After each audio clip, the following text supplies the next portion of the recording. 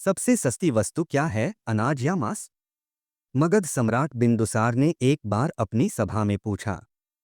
देश की खाद्य समस्या को सुलझाने के लिए सबसे सस्ती वस्तु क्या है?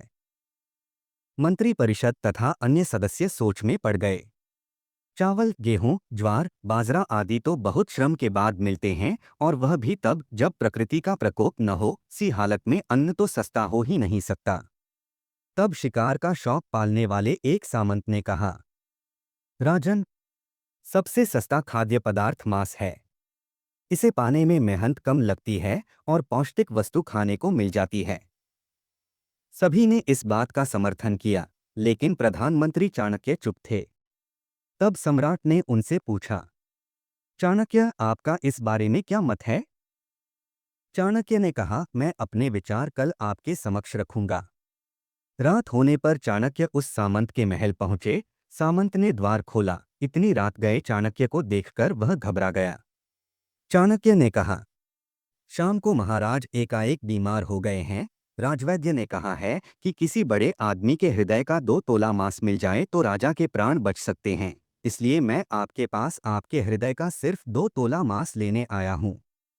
इसके लिए आप 1 लाख स्वर्ण मुद्राएं ले लें। यह सुनते ही सामंत के चेहरे का रंग उड़ गया। उसने प्रधानमंत्री चाणक्य के पैर पकड़कर माफी मांगी और उल्टे 1 लाख स्वर्ण मुद्राएं देकर कहा कि इस धन से वह किसी और सामंत के हृदय का मांस खरीद लें। चाणक्य बारी बारी सभी सामंतों, सेनाधिकारियों के यहाँ पहुंचे और सभी से उनके हृदय का 2 तोला मांस मांगा, लेकिन कोई भी राजी न हुआ। उल्टे सभी ने अपने बचाव के लिए चाणक्य को 1 लाख, 2 लाख, 5 लाख तक स्वर्ण मुद्राएं दीं।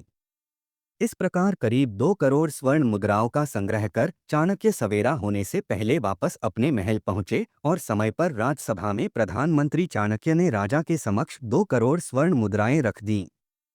सम्राट ने पूछा, यह सब क्या है?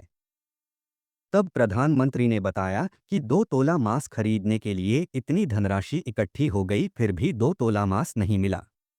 राजन, अब आप स्वयं विचार करें कि मांस कितना सस्ता है।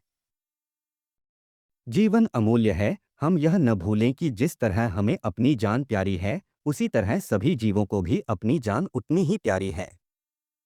लेकिन वो अपनी जान बचाने में असमर्थ है, और मनुष्य अपने प्राण बचाने हेतु हर संभव प्रयास कर सकता है। बोलकर, रिझाकर, डराकर, रिश्वत देकर आदि। पशु न तो बोल सकते हैं, न ही अपनी व्यथा बता सकते हैं। तो क्या बस इसी कारण उनसे जीने का अधिकार छीन लिया जाए? शुद्ध आहार शाकाहार, मानव आहार शाकाहार। धन्यवाद। जय श्री राम।